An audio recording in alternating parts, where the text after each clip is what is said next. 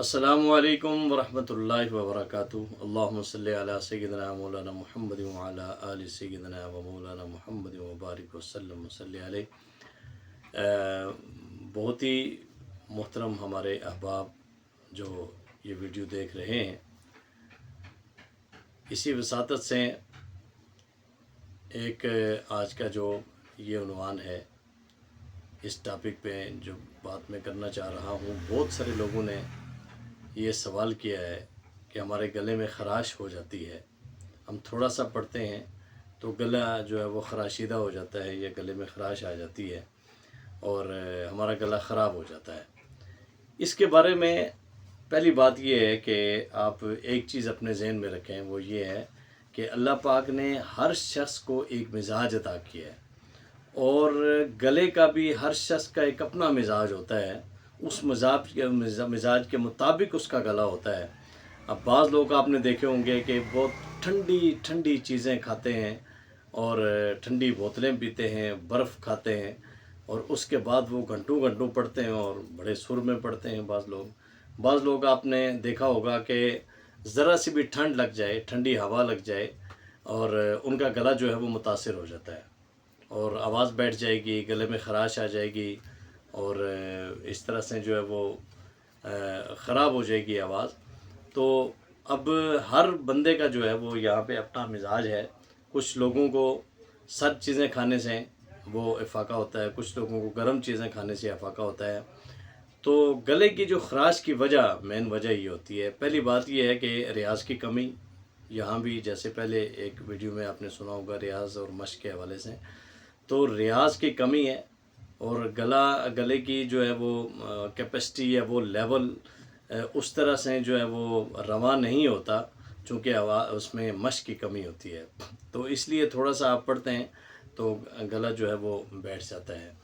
تو دوسری بات یہ ہے کہ بہت سارے لوگ جو ہے وہ بعض ایسی عوارض میں مبتلا ہو جاتے ہیں، جیسے سگریٹ نوشی ہے یا کوئی اس طرح سے اور چیزیں ہیں، پان گٹکا وغیرہ، یہ اس طرح کی چیزیں استعمال کرتے ہیں، تو وہ بھی گلے کے لیے بہت نقصان دہ ہے۔ تو یہ طبی حوالے سے میں یعنی ایک نقطے میں بات کر رہا ہوں کہ کوشش کرنی چاہیے کہ اگر سر میں پڑھنے والے لوگ ہیں تو ان کو ان چیزوں سے بہت دور رہنا چاہیے۔ ویسے بھی جو سگریٹ نوشی ہے، یہ چونکہ کاربن بہت جمع کرتی ہے، اور خاص کر سانس اور آواز کا بڑا گہرا رشتہ ہے، سانس ہوگی تو آواز ہوگی۔ تو سانس کی نالیوں میں آپ کے جو پھیپھڑے ہیں، ان کی جو مطلب شاخیں ہیں، تو ان کی نالیوں میں یہ بہت ساری تنگی کا باعث بنتی ہیں، یہ چیزیں جم جاتی ہیں جا کے، یہ کاربن کا یہ دھواں وغیرہ کاربن بناتے ہیں، تو آکسیڈیشن کی بھی کمی ہو جاتی ہے۔ آکسیجن کم ہوگی تو آپ آواز کو اٹھا بھی نہیں سکیں گے، اور آواز آپ کی خراب بھی ہوگی۔ تو ایک تو مشق ہے، گلے کی خراش کیوں ہوتی ہے، مشق کی کمی ہے۔ دوسرا جو ہے وہ آپ کھاتے پیتے کیا ہیں، اس سے تعلق رکھتا ہے۔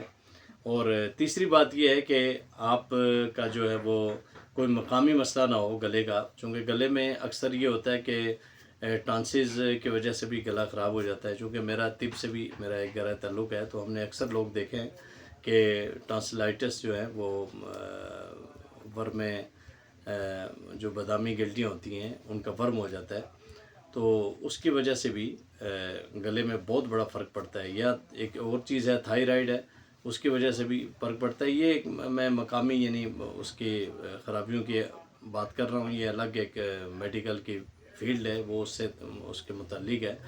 اور تیسری ایک بڑی وجہ یہ ہے کہ اکثر جو ہے نا وہ لوگ شکایت کرتے ہیں، ہم سے بھی یہ کرتے ہیں کہ ہماری آواز جو ہے وہ تھوڑا سا، ہم یا نماز پڑھاتے ہیں یا ہم قرات کرتے ہیں، قرآن پڑھتے ہیں، نعت پڑھتے ہیں، گلا ہمارا بیٹھ جاتا ہے۔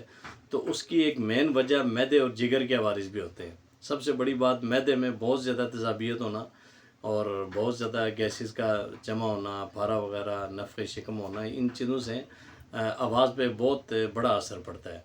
تو یہ ساری چیزوں کے لیے انشاءاللہ رہنمائی بھی ہم کریں گے، اور ان چیزوں کے علاج کے لیے بھی ہم حاضر ہیں انشاءاللہ، مطلب بھی ہے۔